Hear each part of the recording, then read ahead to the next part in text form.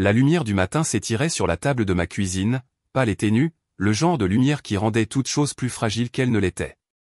J'avais posé une feuille de papier déchirée et écrit 3 mots dans mes lettres capitales soignées, pain, lessive, banque. La liste n'avait rien de spécial, pourtant le mot « banque » semblait plus lourd que les autres. Je l'ai relu 2 fois, comme si la répétition pouvait apaiser le nœud dans mon estomac. On frappa à la porte plutôt que je ne m'y attendais. Quand j'ouvris, mon père, Henri, se tenait là avec son large sourire, le même qu'il arborait depuis des décennies. Chaque fois qu'il voulait que quelque chose paraisse anodin, il n'apportait ni course, ni journal du matin, juste ce sourire et une énergie qui semblait trop vive derrière lui.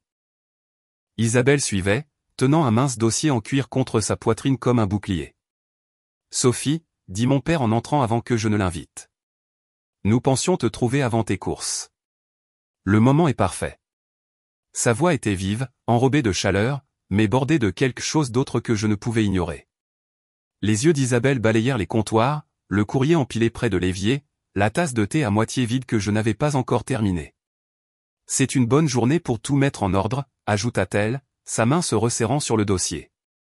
Je pliai la liste et la glissai dans ma poche. Mon cœur battait plus vite, mais mon visage resta impassible. « Routine, » me dis-je. Agis simplement comme si c'était un matin comme les autres. Je me dirigeai vers le placard pour prendre mon pull, m'accordant un instant. Dans la chambre, ma main effleura la petite enveloppe que j'avais cachée quelques jours auparavant.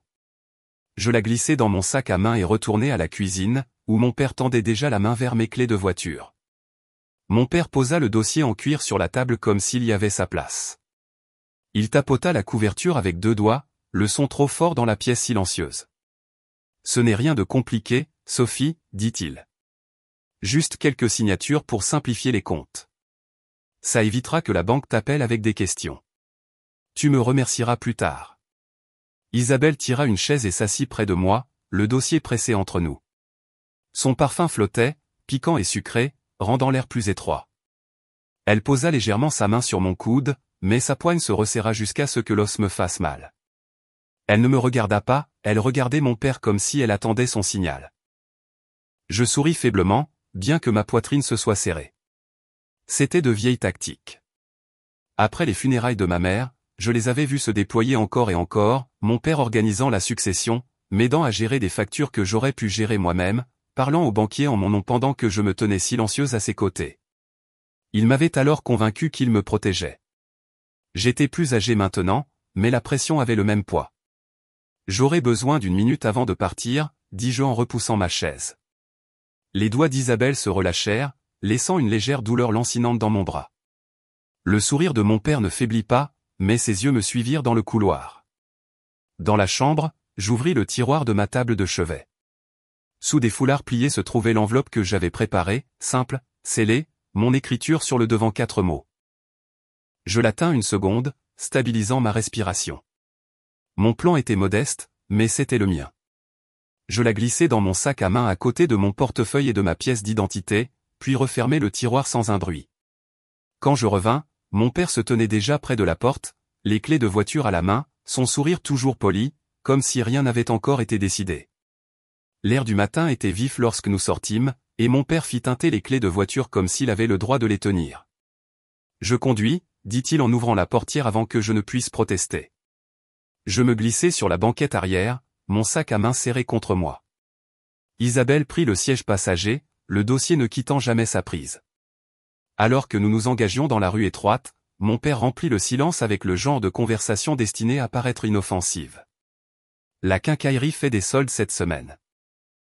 De bonnes affaires sur les échelles. Et le temps se rafraîchit tôt. On se croirait déjà en automne. Il parlait sur ce ton qu'il utilisait avec les voisins, celui qui déguisait l'ordre en amabilité. Je regardais les maisons défiler, des porches drapés de fleurs de fin d'été, les trottoirs humides à cause des arroseurs. Chaque virage nous rapprochait de la rue de la République, nous rapprochait de la banque. Mes doigts tapotaient la lanière de mon sac à main. Je me disais de respirer lentement. Isabelle bougea sur son siège et ouvrit le dossier sur ses genoux. Elle l'inclina pour que je puisse voir. « Voici les formulaires », dit-elle d'un ton léger. Rien de compliqué. Ils permettent juste de tout regrouper au même endroit. Moins de stress pour toi. Elle tapota une ligne avec son doigt manucuré. Paraphe ici. Ça signifie simplement qu'ils peuvent me parler s'ils ont besoin de quoi que ce soit. Mes yeux suivirent sa main. En haut de la page, les mots étaient imprimés en lettres noires épaisses, procuration. L'expression sembla épaissir l'air autour de moi.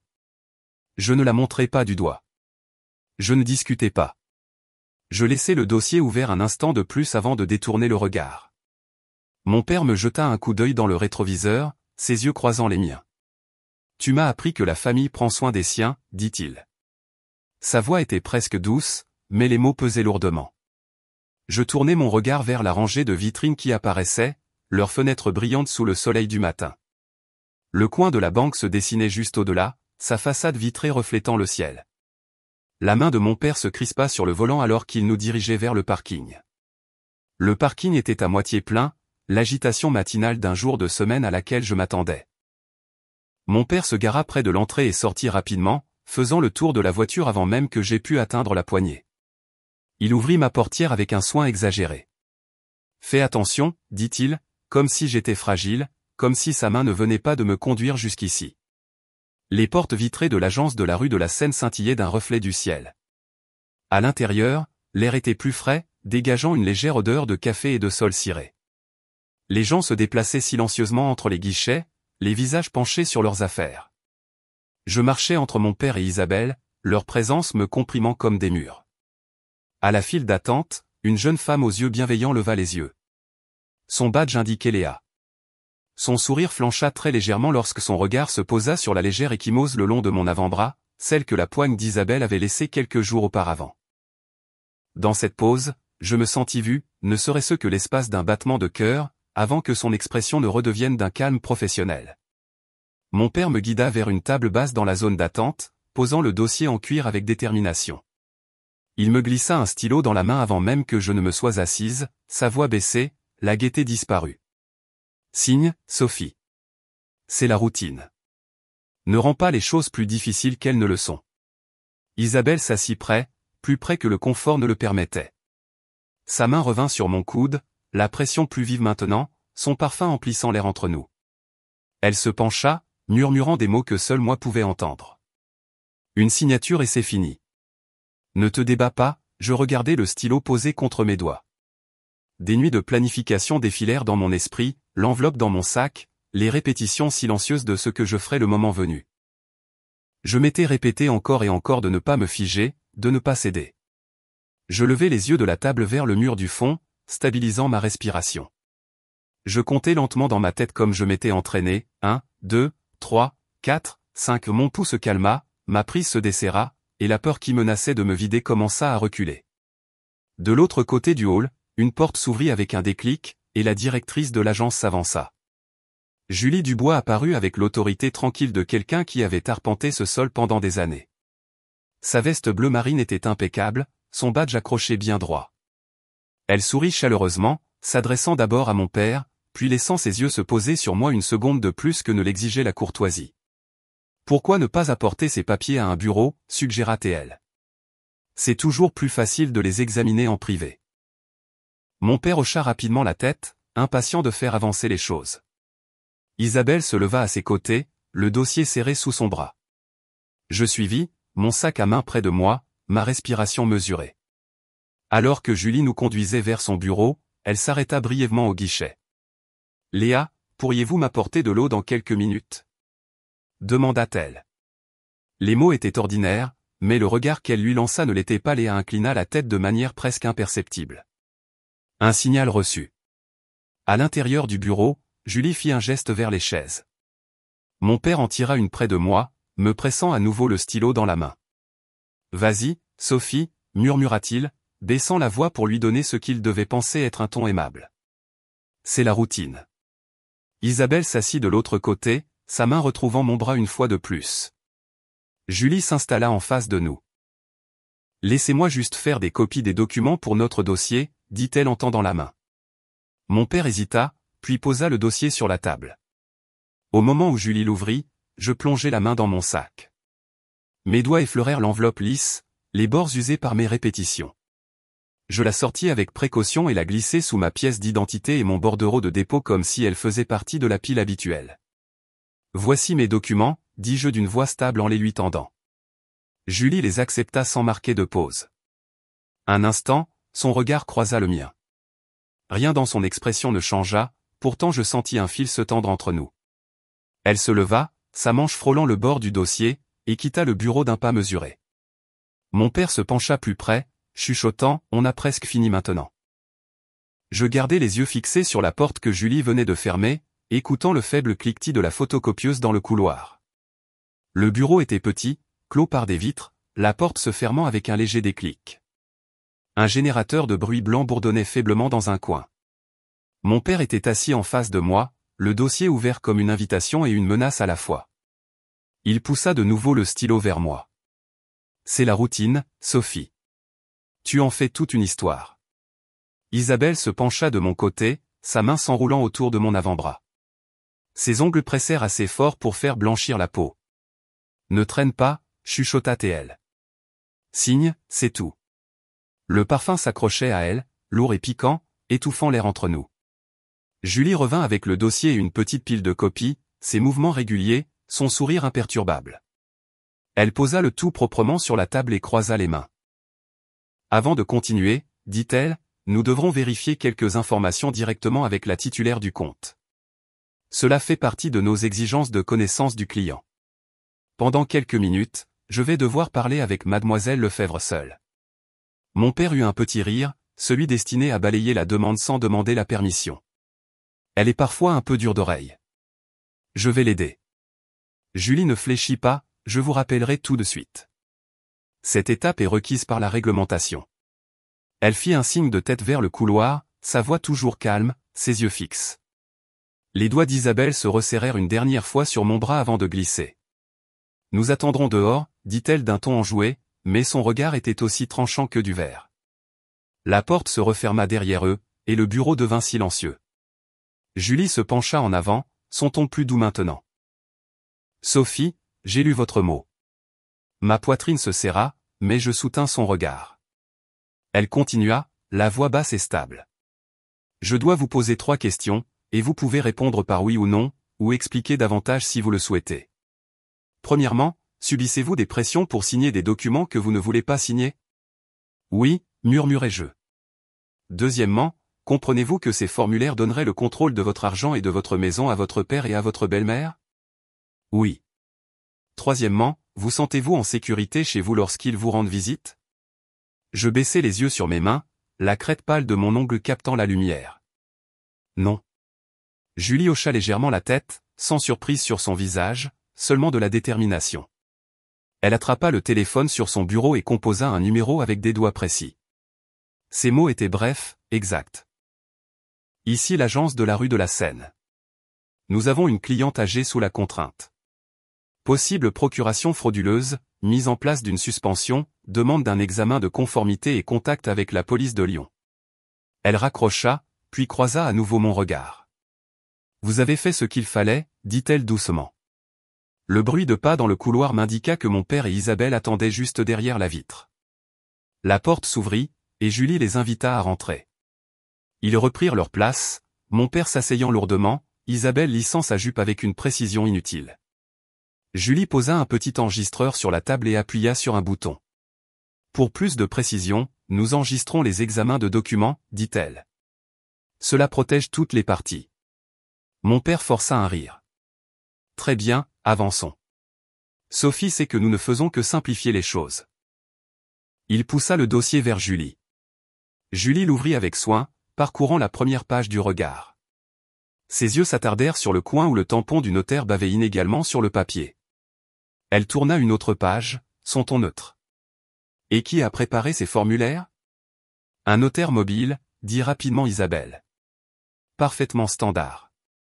Julie hocha la tête comme pour en prendre note, mais je surpris la lueur de doute dans ses yeux. Elle posa le document à plat sur la table. Ce numéro de sceau ne correspond pas à nos registres. Nous confirmerons sous peu avec le service de conformité. La mâchoire de mon père se contracta. Il est valide. Nous ne perdrions pas notre temps ici sinon. Sa voix s'était élevée, assez tranchante pour couper la pièce en deux. Isabelle attrapa son bras, son sourire figé. Henri, laisse-la vérifier. Il n'y a pas de mal à ça. Sa voix était douce, mais le tremblement de sa main la trahissait. À travers la paroi de verre, je remarquai le garde bouger près de l'entrée. Un léger déclic retentit les portes verrouillées, un mouvement régulier. Inaperçue de la plupart, Julie continua, imperturbable.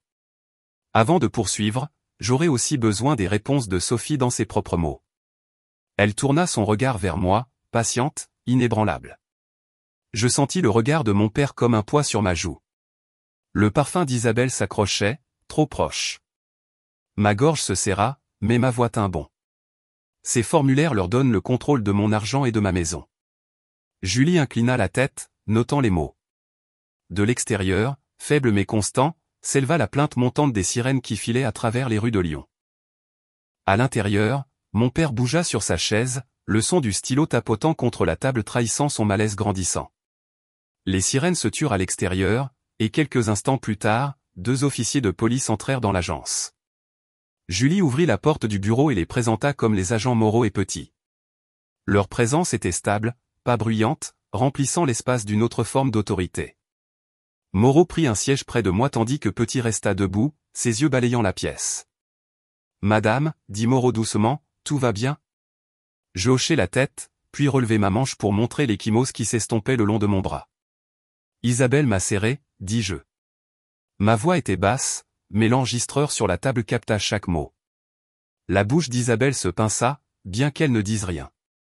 Mon père se renversa en arrière, secouant la tête. Elle a facilement des bleus.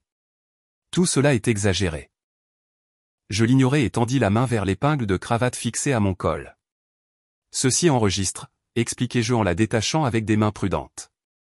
Ça a tout capté depuis le moment où nous avons quitté ma maison. Julie l'accepta d'un signe de tête, la plaçant à côté du dossier. Elle répondit à un appel de la conformité sur le téléphone de son bureau, écoutant attentivement. Compris, dit-elle enfin, puis se tourna vers les officiers. La commission de notaire indiquée ici n'existe pas. C'est un faux. Le visage de mon père rougit, un mélange de colère et d'incrédulité. C'est ridicule, lança-t-il. Julie l'ignora, ouvrant un dossier distinct qu'elle avait gardé de côté. Il y a autre chose. Il y a 3 semaines, Sophie a signé une fiducie entre vifs. Ses actifs, y compris sa maison, y sont déjà.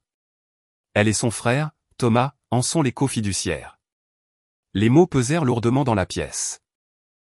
Mon père me dévisagea comme si j'avais parlé une langue étrangère. Tu as fait ça dans mon dos. Je l'ai fait pour me protéger, dis-je, stable maintenant. Plus aucun tremblement. Le silence qui suivit ne fut rompu que par le doux bourdonnement du générateur de bruit blanc, nous menant à l'heure des comptes. Les officiers se levèrent, leur décision prise, et demandèrent à mon père et à Isabelle de se lever. Mon père balbutia quelque chose sur les affaires de famille. Isabelle exigea un avocat, mais aucun des deux ne put arrêter l'inévitable. Ils furent escortés à l'extérieur, leur voix s'estompant dans le hall jusqu'à ce que la porte se referme derrière eux. Julie rassembla les documents en une pile nette et les fit glisser vers moi. « Nous conserverons tout pour l'enquête, dit-elle. » Son calme me stabilisa alors que mes propres genoux semblaient flageoler. Je la remerciai tranquillement, les mots portant à peine le poids que je voulais leur donner. Dehors, la lumière de l'après-midi semblait plus vive qu'à mon arrivée. Thomas attendait dans sa camionnette, venu à l'appel de Julie. Il m'aida à monter, sa main ferme sur mon épaule, et me ramena à la maison sans un mot. Le silence n'était pas vide, il était protecteur. À la maison, Thomas agit avec détermination. Il changea les serrures, installa une petite caméra au-dessus du porche et vérifia chaque loquet de fenêtre comme s'il scellait une forteresse. Je fis du thé, laissant le sifflement de la bouilloire me rappeler les sons ordinaires. Nous nous assîmes ensemble à la table de la cuisine, au même endroit où la journée avait commencé, bien que tout semble différent maintenant. Je pris une feuille de papier et écrivis lentement, ma main ne tremblant plus. Papa, je t'aime. Je veux que tu trouves de l'aide, mais tu ne peux toucher ni à mon argent, ni à ma maison, ni à ma vie. Si tu essaies à nouveau, j'appellerai de nouveau la police. Je signai de mon nom et pliai la lettre, la plaçant dans le tiroir à côté de ma liste de ce matin. La maison était silencieuse, mais cette fois, elle était sûre. Mes mains reposaient sur la table, stables enfin, prêtes pour ce qui allait suivre.